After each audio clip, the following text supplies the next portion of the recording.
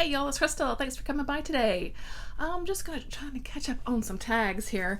I've gotten really behind, and so yeah, we're gonna get started today with the Lady Gaga book tag. This is created by Michael Romeo Talks Books. Of course, I'll link his channel below and his original videos. So you can check that out. He's a big Gaga fan, and we're a big Gaga fan here. So of course, I had to do this one, and so all of it's just 6 prompts, and they're all based off of her album titles. So yeah. Let's get going. Let's dig right on in. So number 1, Fame and Fame Monster, a book that features fame as a theme. And I thought this one was a pretty good fit. Stephen King's The Dark Half. We're dealing with an author who his books aren't quite as popular, but the works that he writes under his pen name are really popular. They're kind of like trashy, kind of violent stories, and people just eat them up. They love him so much. And so right there in the beginning of the book, we see Thad Beaumont as his sort of identity has been discovered, and so he tries to kind of put a death to George Stark. He wants to write under his own name, his more serious things, be taken more seriously, and well, George Stark just having none of that. And the story goes from there, and it's really good. I really like The Dark Half. I really like it a lot, and I think it definitely feeds into that sort of author. Some authors definitely reach a level of fame that we sort of associate with singers and movie stars, that kind of thing. And I think this kind of plays into that a little bit. And yeah, that was pretty good things. Number 2, Born This Way, a character born with a challenging situation. I thought about this one for a little while, but I decided on The Color Purple. This is, of course, by Alice Walker. Of course, basically all the characters here are born into such abject poverty that it makes things challenging for them. Of course, we've got our main character, who is, she, bless her heart, she deals with a lot, of course, abuse, physical, sexual abuse,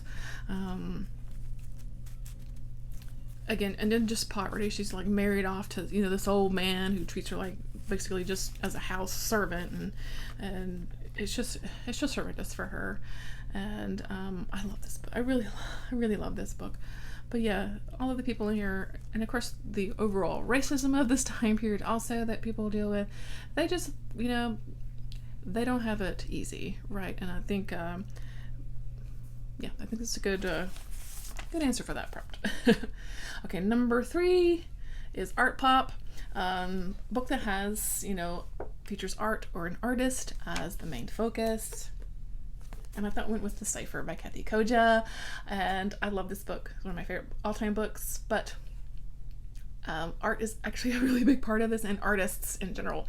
And I was going to say more particularly art students, people in art school.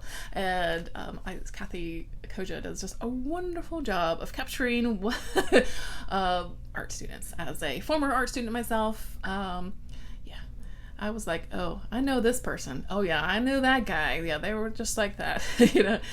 Basically, this story revolves around these are 2 main focus characters who find this basically black hole into nothingness in the floor of like a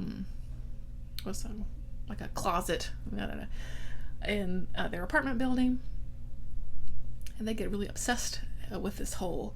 They start calling it the fun hole, and but like I said, it gets sort of the word of mouth sort of goes around a little bit, and these artists start coming in, and they also get fascinated with the fun hole and start making art about and around the fun hole. And really art is actually a big part of this book, so or artists, like I said. So yeah, if you haven't read it, it's so good. It's dark and grungy and dirty, and I love it so much.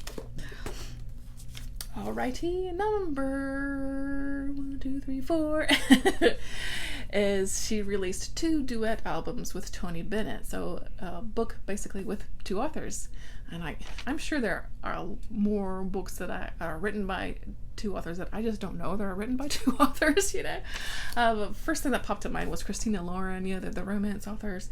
I like their books. Josh and Hazel's Guide to Not Dating is probably my favorite by theirs. I really enjoy that one. About these 2 friends, and they're trying to find each other dates because they're like kind of in a slump, in a dating slump, and they end up falling for each other. It's a really cute, fun story with some sexy bits. I like it a lot. It's a really fun one. All right, number 5 is Joanne. Basically, is a album about relationships. So, one of your favorite relationship books. And another kind of romance book here is The Bromance Book Club by Lyssa Kay Adams. I thought about this one because what I liked about this one is this isn't about a new romance, people falling in love. This was about, a couple that were already together. They're married, like they had a couple kids, I think.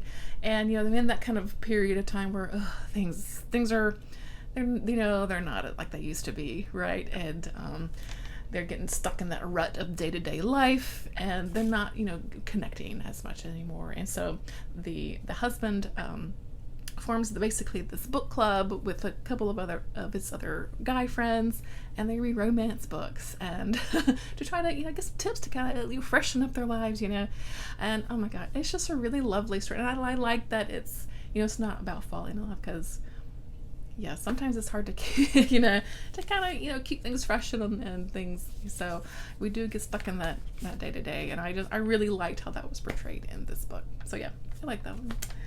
All right, number 6 and the final question is Chromatica, which is an album that deals with mental illness. So a book that, kind of has mental illness represented through the story. And actually a recent read that I just read was Daphne by Josh Malerman. Our main character talks very much about her anxiety and panic attacks. And it was really a big part of sort of her story and how she reacts to things as we're moving through the story. This is a horror novel about sort of an urban legend of Daphne and kind of how that affects this small town community. Our main characters are the girls on a high school basketball team, and our main character is the one that's dealing with like I said, the anxiety issues that has in the past, and how that, how it affects her now. So, and I thought it was just done because she just spoke about it, and it was good, I thought. All right, so that's it. That is the Lady Gaga book tag. I don't really know. I'm so behind on these. I don't know who's all have done these tags and who haven't. So if you feel drawn to Lady Gaga, definitely do the tag. Tag your it. I would love to see your answers.